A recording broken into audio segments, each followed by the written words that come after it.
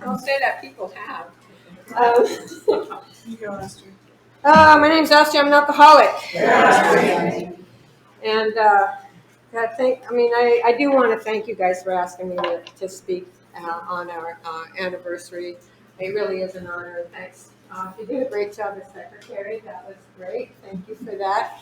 I have two pet peeves. A lot of people here know one of them, it's the 12 by 12, there's no such thing. And the other one is when people call me Astri. Because I knew as soon as I came to this country that has a bad word in it. So my name is, so anyways, my name's Astri.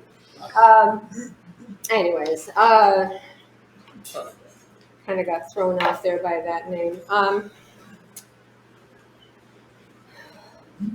Thanks everybody for coming to celebrate our anniversary. I love this meeting. I love all the speakers that we've heard, and a lot of the people in here have spoken here. So thanks for coming for our anniversary. I don't have a suspect, but I kind of looked around the room and I think you're all suspect here. So I think we're okay. I guess I'll start with my sobriety date is August the 18th, 1979. My home group is the Montlake Terrace, Wednesday night, but you will also find me here just about every Saturday, probably about 5:30, so that I can fellowship before this meeting starts. And so that's kind of the deal. Let's just see where this goes tonight.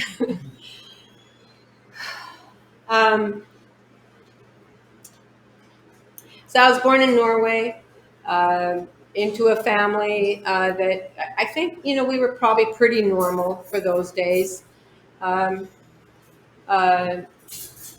In Norway back then, anyways, we didn't have a TV. We had a radio. My family played instruments. So when we got together, the family played instruments and we sang and we danced and drank. And it wasn't unusual to let the kids have sips off of alcohol. So, I'm not one of the people that can tell you the first time I tasted alcohol. I don't really know. One of the things that I remember is always kind of feeling like so many of us out of place, like the odd man out so often. But what I remember about those parties is that I felt really good. I really enjoyed that, and I felt at home and comfortable. And I was a long time sober before it dawned on me that the fact that they let us have sips off of the alcohol might have had something to do with how comfortable I felt. We came to America when I was 9 years old. I already felt like the world was against me, and I thought when I come to America, things will be different. I'm going to have friends. People are going to like me. It's going to be different. And Kitty Carlson lived down the street, and I think by like about third grade somewhere, I found some cigarettes. My dad was an alcoholic. He probably spilled the cigarettes as he was getting out of the car, but I found them on the ground, ran down to Kitty's house and said, "Hey, look what I found." And she got some matches from her mom, and we climbed up on the church roof and smoked cigarettes. And so started stealing cigarettes from my parents pretty early. A few years later, we moved to Seattle. And it didn't take long for me to find the smokers. I was in the fourth grade. Found the smokers, and those smokers also they taught me how to tap a pack. I'm not going to take time to explain that. You can. There's some old tapes where I go into detail about how to tap a pack. But they were also drinking, and they were also stealing alcohol from parents, and so they taught me that. I learned to tap a pack. I learned about drinking, and pretty soon I was sneaking out of the house, climbing down the porch, and sneaking off and drinking at people's houses. I met Kathy when I was 14 years old. She came from Idaho. She was the coolest. She was a year older than me, 2 years ahead of me in school. She came from Wallace, Idaho, which, if you don't know, that's like a really cool place to be from. They had whorehouses there. And Kathy would tell me all about how the mayor would go up the back stairs, and the sheriff went up the back stairs, and all that stuff was going on. She also told me about how she partied there, and we continued that kind of partying when we got here. And Kathy was my best friend, and we just started living like young teenagers who want to drink did. And we were 14, 15 years old, and we're getting boyfriends that are 21 and over because at 14, I wanted more alcohol than I could steal from my parents. So those older boys were able to continue that. And I would climb out the window. We'd go off to different places to drink, and that kind of continued through junior high. I got in a lot of trouble. You know, the police were bringing me home, which is what they kind of did back then. I don't think they do that anymore. I think they take you straight to juvie now, but they used to bring you home, and then your dad would handle it, which my dad did in his way. And so summer after ninth grade, they moved us out to Redmond because my parents decided Seattle was the problem, that I was getting mixed up with a bad bunch. And so we came to Redmond, which back then had one blinking red light. It was the tallest building was the seed mill or the feed mill. So we moved there, and what I learned there was that, yeah, it's true, the kids weren't drinking so much, but they were doing other things. And so I learned about other things besides alcohol to alter my mind. When I was 16, I met some guys down at Green Lake. We hung out at Green Lake a lot. Down at Green Lake, turns out they had stolen a car. Turns out they were AWOL from the Navy, and we went joyriding in this convertible, and we went down 65th towards Ballard. You know where that is? Yeah. So we're kind of driving a little bit fast and hit a tree. So we all split. And one of those guys, I must have given him my phone number or address or something, because they all split. But pretty soon I'm getting letters from this one guy. And after a while, he tells me that he's now at the Bremerton Naval Hospital. And so Kathy and I decided we're going to go visit him at the Bremerton Naval Hospital. We take the ferry across the way. While visiting him, he introduced me to a friend he had made there named DJ. He asked me to show DJ Seattle. He was going to have a leave that weekend, and so we took DJ to Beth's Cafe. So this is 1967, I think. So Beth's Cafe back then was much smaller, had like 2 pinball machines and a flipper machine, I think. But the happenings were in the back parking lot, and so we showed in the back parking lot of Beth's Cafe, and there started a budding romance. He got discharged from the Navy, and he introduced me to other ways of making money. So I started selling product at my high school, and so we were doing that. I eventually got kicked out of the house, trying to move along here. I don't want to spend a lot of time on what it used to be like. But summer after my junior year, I got busted down in Tillamook, Oregon, went to jail. It was 1969. It was a summer of love. I want to tell you that. You know, we were heading for San Francisco, made it as far as Tillamook, Oregon, and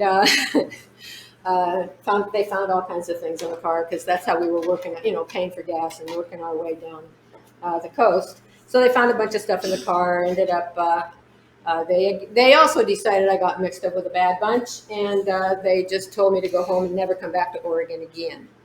And I just listened to an old tape, and I heard me say the next time I went to Oregon was actually to a seaside convention, the second seaside convention. So I followed the rules. I didn't go back to Oregon. Just then we went across the mountains. But so DJ ends up teaching me a lot of things besides about selling product. We learned games, different kind of hustles that we had out in the streets.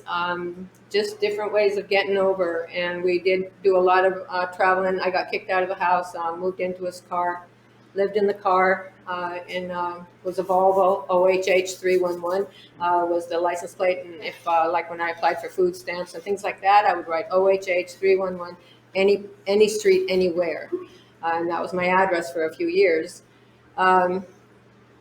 In like 1970, I got pregnant, and um moved home long enough to have the baby, but then the three of us moved into a car.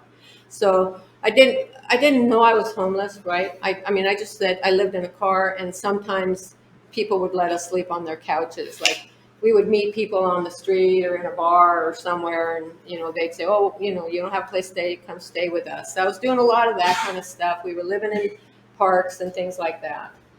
Um, Kathy ended up getting married and having a couple kids, and she moved into the projects in White Center, and we sometimes stayed with her. And she at one point said, "Why don't you apply to live in the projects?" So we did. We applied to live in the projects, moved into the projects, and by then Amber was about 18 months old. And we lived in the projects. I thought I had arrived. We had 2 bedrooms. I had a big backyard, went the whole block. There was no fences between. It was a duplex, and Amber could run up and down that backyard. And I mean, I had made it. And back in those days, those projects weren't that bad. I went back later, like in the 90s, and it was a whole different vibe there. When I was living there, we all kind of looked out for each other. There was a lot of drinking and partying, but it wasn't that bad. But eventually, the relationship between Amber's dad and me ended. He left. I'd been busy showing him how to be a responsible mom and telling him he wasn't a responsible dad. But when he left, I had no reason to try to maintain anything. So that's when I was off and running big time. And Kathy and I were both living in the projects, and we started bringing guys home, and we ended up, just making money how women do. I'll just say that the way women have the things that women have to do, that's what we did. And uh, it went on for quite a while. Um, and I'll just say, Amber walked in on some things that, I mean, she was 3, 4 years old. Walked in on things that little 3 and 4 year old girls shouldn't see, but that's how she was raised. And 1975, 76, it was getting to where I couldn't really afford to live in the projects anymore. Uh, Life was just, things had gotten seriously worse. So I asked if I could move back in with my parents. And during that weekend when I was moving back in, my father died, practicing alcoholic at age 49 he was. And so there was a lot of, I stayed drunk during that whole time. I didn't help with anything. I really don't remember much of that time. I just stayed drunk and was kind of in some oblivion. I would hitchhike to Seattle and end up at Kathy's or in a bar or somewhere out there. And that's kind of how that went. And then in the 1978, so while I'm living at my mom's house, the other thing that happened too was that Amber ended up living upstairs and I ended up living in the basement. And my mom basically was raising my daughter. And I resented the hell out of her. In my mind, she was stealing my daughter from me. Um, and I think Amber's very, very lucky to have had my mom upstairs. But man, I hated my mom for that. And in 1978, I decided that I needed a trip. So I took my mom's '67 Camaro and her credit card, and I headed off across the country. And I was gone for a few months. And when I came back, I called Kathy and said, "Hey, I'm back. Let's go do something." And she said, "Oh no, I don't drink anymore." I said, "What?" And she said, "Oh no, I joined Alcoholics Anonymous." And I said, "We're not alcoholics." And she said, "Well, maybe you're not, but I am." And so I kind of needed Kathy she kind of took care of me out there. A lot of the situations that I might have gotten into, she stopped. I would see somebody who was completely out of their mind, and I would say, "Ooh,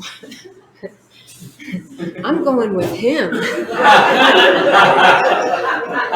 And Kathy would say, "No, no, you're not." So I think Kathy probably saved my life, many times over. And so I was, I drank a lot in Mom's basement. I was kind of afraid to go anywhere else without her. And so the thing about Kathy is that she had always tried things to get better, whereas I knew I needed that alcohol to be better. But she wanted not to have the alcohol be the answer, I guess.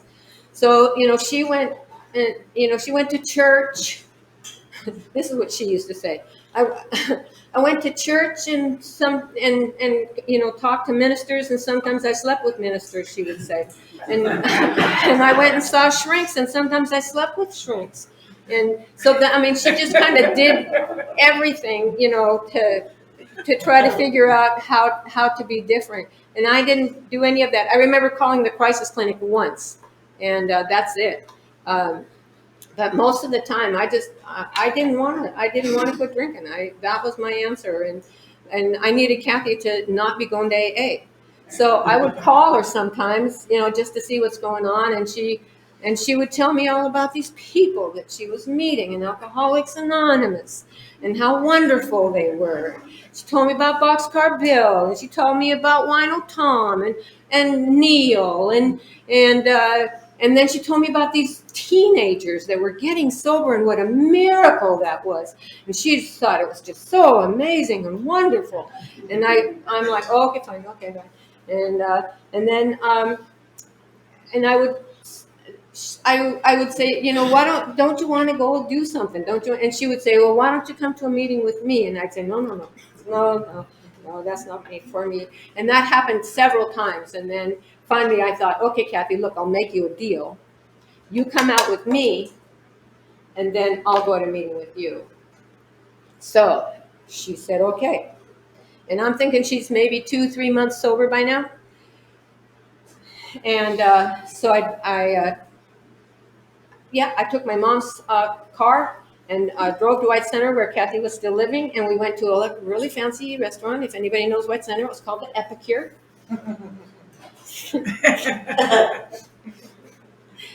So it's daytime, and we're in the cocktail lounge, and it's one of those, if you haven't been there, one of those cocktail lounges where it's really dark and dingy, and there's day drinkers there, and I'm sitting there judging people who are drinking during the day while I'm drinking during the day, and I'm having a drink, and Kathy's having a cup of coffee, and I finish a drink, and she'd say, are you ready to go to a meeting? And I'd say, no, not yet. And I'd have another drink, and she's having coffee, and eventually I realized, that she is not going to drink. I'm thinking really that eventually she would drink, but nope, she's not going to drink. So I thought, all right, a deal's a deal. Let's go to the goddamn go to the blessed meeting.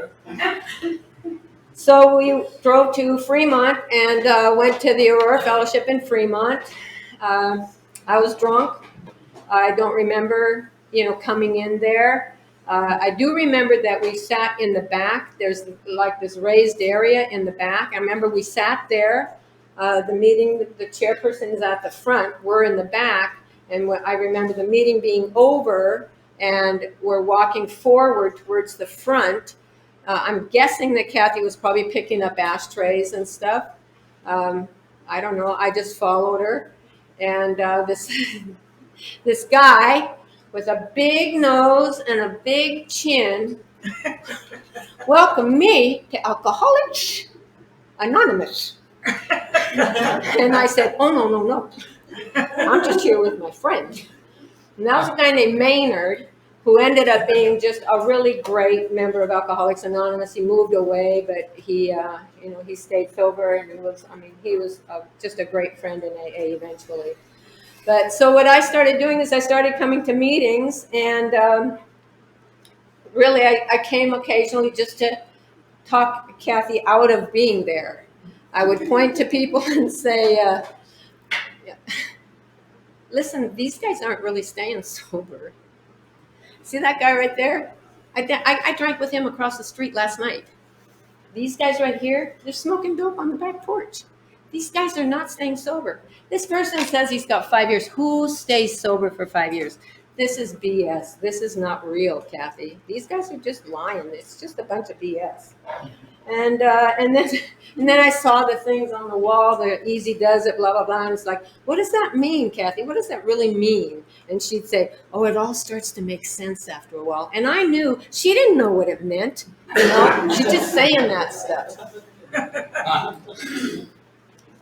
So another thing that was important for me actually was one night we were at a hoot owl, I think. Yeah, probably a hoot owl, which are meetings that start at midnight and go until everybody who wants to talk has talked. So they sometimes would go like till 4 in the morning. And then, people went out to coffee after that to talk some more.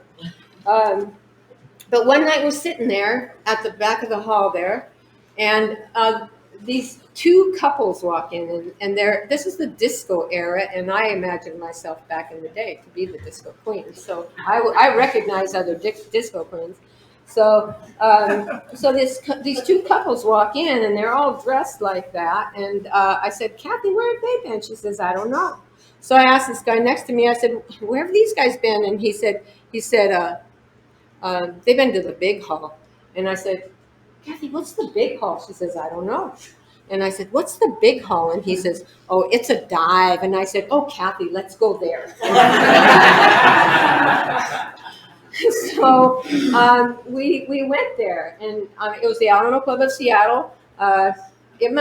We always said it was on 11th and Union. Maybe it was between Pike and Union. I don't know. But anyways, it was up there, and we parked up on Union. But and it was, it was like a little short order kind of place. You could buy food, and there were tables, and there was a reel-to-reel tape on the wall where every night they played the same music over and over. But it was modern music, and so we went in there, and I'm sitting there smoking because I smoked back then, and this guy comes up and asks if I want to dance, and I said, okay. And I found out this is not an American word. I don't know how many times I've said this. I carded my cigarette.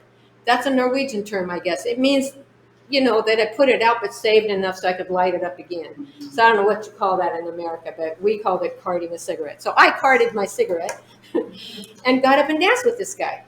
And we danced, and all we did was dance. When the song was over, he walked me back to the table. He thanked me, and I sat down. And I lit up my little part of a cigarette, and another song came on, and another guy came and asked if I wanted to dance. And I saved that little piece of cigarette again and got up and danced. And this guy danced with me. And when the song was over, he walked me back to the table and thanked me, and I sat down. And that kept happening over and over. Not one of those guys asked if I wanted to go make some money out in the parking lot. Nobody put their hands anywhere where they shouldn't have been. I was treated with respect and dignity for the first time in I don't know how long. And when there's new guys, young guys in particular in the room, I like to just say, we come in looking the way we looked out there and talking the way we talked out there. But the truth is, on the inside, we'd love to be treated with respect and dignity. If you want to make some time with a new gal, treat her with respect and dignity. Don't treat her like she's still the hooker out there. So that was a big deal for me. So I ended up using those hoot owls the same way that I use the after hours bars. If I hadn't found Mr. Goodenough out there, I found him at the hoot owls very often, and you guys were pretty obliging. And I did hook up with a guy who we slept together more than once, and now I'm in a relationship with a sober member of Alcoholics Anonymous, and kind of hanging out with him for a little bit, and he decided that he didn't want to stay sober. So we went out and drank, and we drank for 4 days. And during those 4 days, nothing happened that hadn't happened to me a million times before. The police were called. We sat outside 7-Eleven back in those days, waiting for him to start selling alcohol again in the morning. We ripped my mom's liquor cabinet off the wall because I couldn't find the key. Got in a fight with his sister. Came on to his stepdad. I don't know. I can't remember everything that happened, but it wasn't really that big a deal. It was things that always happen when I drank.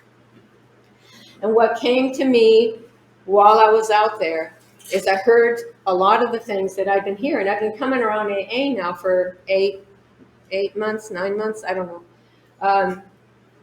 And I remember hearing you guys say it's not how much you drink or how often, it's what happens to you when you drink. And what I always thought you meant was the stuff that happened to me when I drank, like waking up in my own vomit. I can tell you some really disgusting things that have happened to me when I drank. And the things that I just named that happened during those 4 days. I thought that's what you were talking about. But what I got when I was out there during those 4 days is that what happens to me when I drink is what happens to you when you drink. If I take one drink, I'm going to take another drink.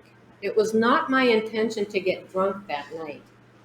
I was going to have a beer or two, and then I was off and running. So that, I didn't know anything about the phenomenon of craving. I hadn't read, Dr. Silkworth's chapter in the big book. I didn't know any of that stuff, but I got it. That's what I have in common with you guys. Because when I would sit in those meetings with Kathy, I would say, I've never done that. That's not me. I never did that. That's not me, right? Now I got it. So on that fourth day, I said, I don't want to drink anymore. I came to an AA meeting and admitted for the first time that I was alcoholic. I was never going to say that I was alcoholic. I judged those people with the court slips who said they were alcoholic, and I could tell they really didn't believe it. And I wasn't going to be one of those. But so I came, I admitted I was alcoholic for the first time. I had watched you guys come in. I'd watched you get and stay sober, and I knew this thing worked for you, but I did not know if it could work for me. I heard all that God stuff. I walked away from the church that I was raised in a long time ago, and I had a very, very hard time thinking that eventually I was going to have to take a look at that step 2 and 3. I knew my life was unmanageable. I knew I was powerless over alcohol. I got that before I walked in.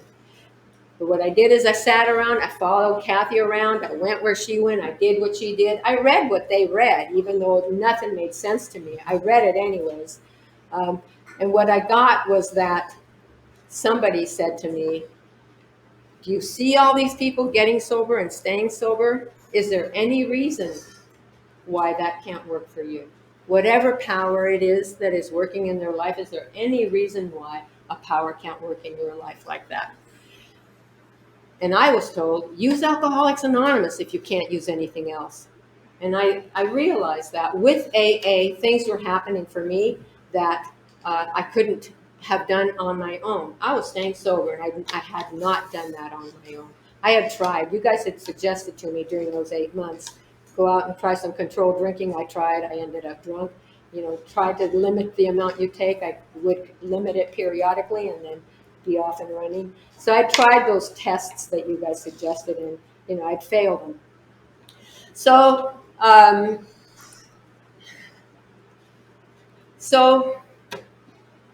AA, Alcoholics Anonymous, more than anything, actually Fremont was my higher power. The power that I felt when I was in those meetings, not necessarily like the people, but I felt some sort of power when I sat in that meeting. And I went to meetings all the time with Kathy, went out to coffee, afterwards. We'd sometimes go to meetings all day long, out to coffee till we could go to a meeting in the morning. Sometimes we did this thing called meeting hopping, where we would get in a car, we'd go to a morning meeting, we'd get back in the car, go to a noon meeting, we'd just drive all over. We'd end up at Serenity Hall sometimes for that hoot out. So that's kind of how it was. We played pinochle. We played pinochle all night. We ate some kind of ice cream. I can't remember. Some kind of ice cream that we always had, and played pinochle. I had pinochle sobriety, and it worked for me. Kathy also had poker sobriety, but it's not me. So I continued that stuff for a while. After a while, I started kind of hearing people talking about this program that's in this book, and but it was mostly the men. Now this is my memory, and this may not be true, but I never really heard like those women with some time really talk very much, except Marie. Never really talked very much about this book, and but the men were always, talking, and sometimes they would get some of those young gals under their wing, and they would, be supposedly, I don't know, sponsoring them, I don't know. But I said to some of those women, I said, hey, do you want to read this book? You want to find out what's in this book? And several of them, us newer women, said, yeah, let's do that. So we got together and we started reading this book. And we started reading it, and we read it cover to cover. And we read it through, and then we started over. And the next time through, we said, let's do what it says. So when it said to pray, we prayed, even though I was praying to the Aurora Fellowship. And when it said to write, we wrote. And I eventually, we were going to do that third step prayer, and I had a hard time humbling myself. I would hear about how people got on their knees and said this prayer with their sponsor, and to me it was like that's just too much, But I had these girls that I was studying this book with, and some of them had come in after I did, and that was my job, to carry the message to the alcoholic who still suffers, and I had to show them that this program works. So, one day when we were at the third step, we all got down on our knees and we said that third step prayer. And I started really listening to what it was saying. It says, God, I offer myself to thee. So it's saying, hey, here I am, take me. To build with me and to do with me as thou wilt. Not because it's going to benefit me in some kind of way. No, so that power, whatever it is going to build with me and do with me as it wants to do. Whatever it is. Then it says, relieve me of the bondage of self. That's my selfishness, self-centeredness. I was born a selfish, self-centered person, and it lasted through much of my life. And here I'm saying, take that away. And it's not to benefit me. Relieve me of the bondage of self, so that victory will benefit you. So anything is so that I can show people that this thing works. That's what it's about. It's not about me. I mean, of course I want to get free, but really, truly, that third step prayer is about me saying, here I am, do what you're going to do so that I can be a better person for other people, for other members of Alcoholics Anonymous. So it was a big deal. And then we started writing that fourth step, and which is a big deal. And I did do a fifth step with a woman. Actually, my first time I did a fifth step, I really did it with a woman in Al-Anon. It was Fisherman Stan's wife, Ella, and she listened to my inventory because I looked around AA. I'm sorry, I was not seeing women there that I wasn't seeing women there that I felt like I could share my life with. So I did. I sat down with Ella and did my fifth step with her, and then she, went home and did spent some time on 6 and 7 and started working on 8, and I think the most beneficial for me has been when I started working that 9th step.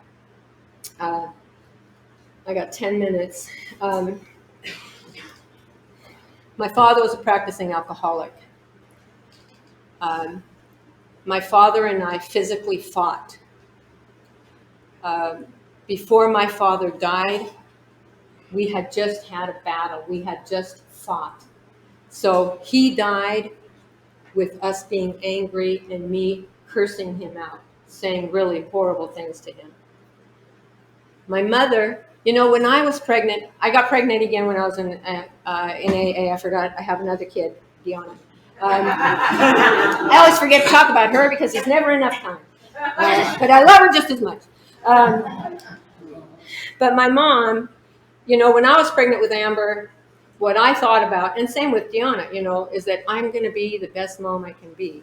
I'm going to love this baby, and I had these fantasies about what this relationship was going to be like, how beautiful this was going to be, right?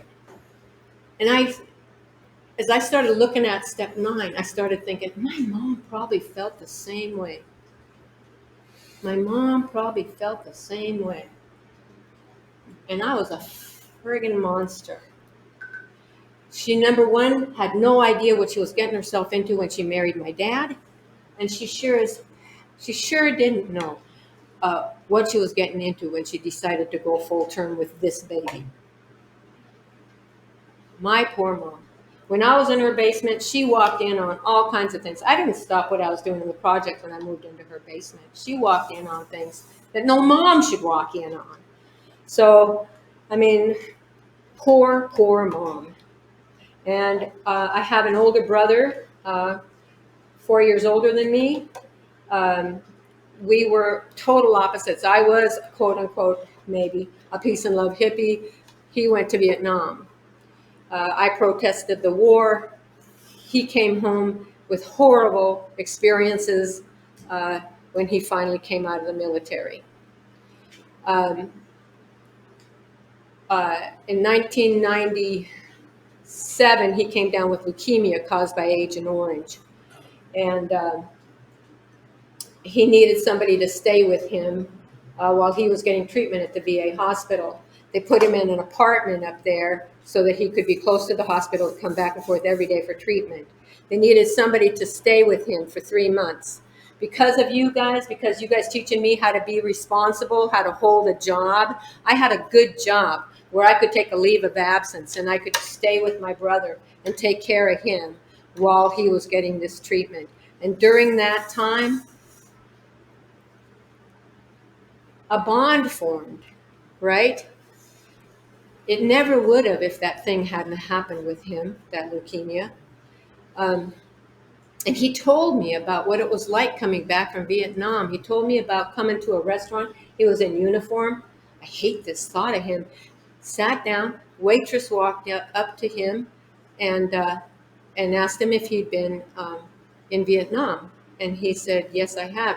And she said, how can you live with yourself?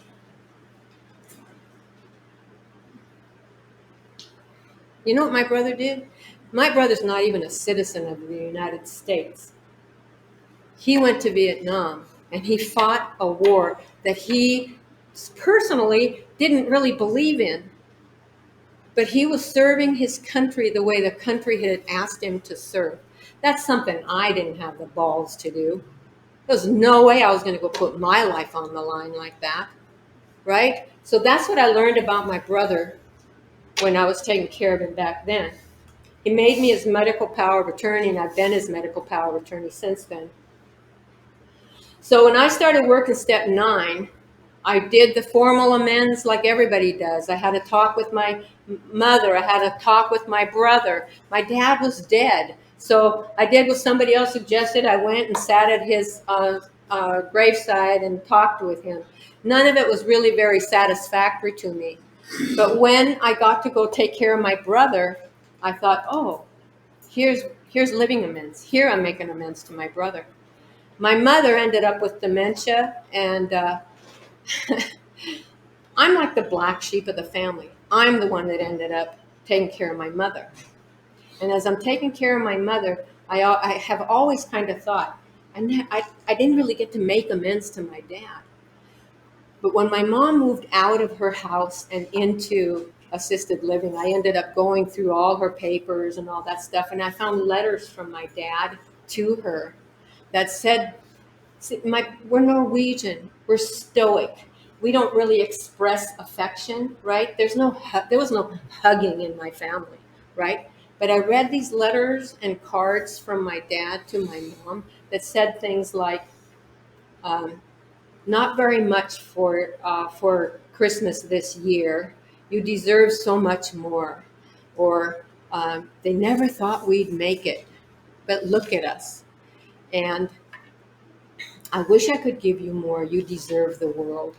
I mean, he loved her. And we never knew that. They didn't hug, they didn't do it, they no hand holding. And as I'm taking care of my mom, it dawned on me that my dad, if he could have been, would have wanted to take care of my mom. So I'm making amends to my dad by taking care of my mom. The other thing, I always thought that my mom favored my older brother, that he was her favorite. And I told myself, that's probably, as an adult, that's probably not true, right? We all love our kids the same. But when my mom had dementia, she told me he was her favorite.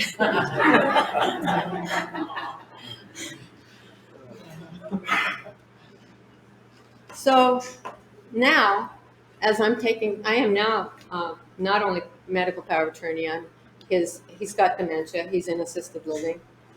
I'm taking care of him more than anybody. I'm his medical and financial, and VA recently made me his fiduciary. So he is not responsible for himself anymore. I am responsible for taking care of him. And as I'm doing these kinds of things, it also dawns on me that my mom loved him. My mom would have wanted, that was her firstborn. Anybody who's got kids, I'm sorry, the firstborn, there's something about that person. She would have loved to have been able to take care of him. So here I am, making amends to my mom by looking out for my brother. So these are the gifts that you guys have given me. I also have 2 grandkids. I guess I should mention them also. They're all in my talk. Because they're going to listen to a tape. Desiree is 19 years old, and I say, I don't know. You might save her seat. I don't know. She might need it. I don't know. We'll see. And little Ira, he's 15, is the basketball Jones. He's playing basketball today. I got a text. He's got this game at this time and this game at this time. I said, I'm not available today. But they're awesome, and they've both been to AA meetings, and they know I'm in recovery. Desiree, one time, I was driving her home from somewhere, and she said something about me being alcoholic, and that probably she's got a better chance of becoming alcoholic. And I said, it's possible, it's possible. I don't know, but I'm here. And little Ira doesn't really talk about it at all. I've asked him, do you do this? Do you, anything? And he just goes, no, I play basketball. I play basketball. I asked him, you got a girlfriend? No. So anybody you're looking at? Anybody that looks good to you? No. I just play basketball. So that's him so far. I think that might change. But here's what I know. And here's what I will hopefully never forget. Is that you're the best thing that ever happened to me. I want to say, I always forget to say, Kathy died with just short of 35 years of sobriety. I miss her every day. I miss her. But you are the best thing. You're the best thing that happened to me. You're the best thing that happened to my mom, because I couldn't have done that for her if it wasn't for you. You're the best thing that ever happened to my brother, my kids, and my grandkids. I wouldn't be who I am today for them if it wasn't for you. So I'm so grateful. Thank you so much for letting me speak tonight.